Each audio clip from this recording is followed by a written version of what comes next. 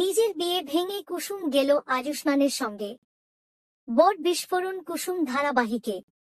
নিজের ভবিষ্যৎ, নিজের সিদ্ধান্ত এবার কুসুম ঠিক করল সে নিজের মতোই চলবে। জি বাংলার হিট ধারাবাহিক কুসুম এ আসছে এক দুর্দান্ত মোড়। এই পর্ব না দেখলে মিস করবেন অনেক কিছু।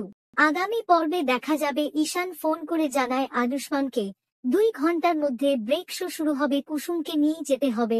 অন্যদিকে দেবলীনা ফোন করে অজয়কে যেভাবেই হোক কুসুম যেন আগামী 2 ঘন্টায় বাড়ি থেকে বের না হতে পারে। অজয় তখন কুসুমকে আটকে রাখার চেষ্টা করে বলে, তুমি আর ওই বাড়িতে যাবে না।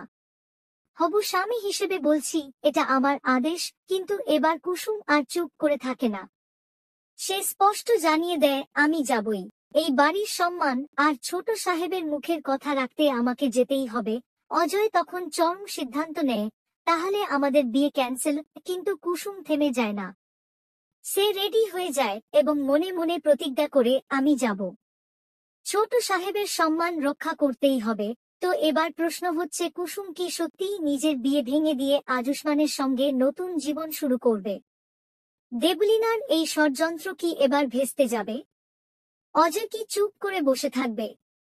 প্রতিদিনের আগাম প্রোমো ও বিশ্লেষণ পেতে চ্যানেলটি সাবস্ক্রাইব করুন এখনই।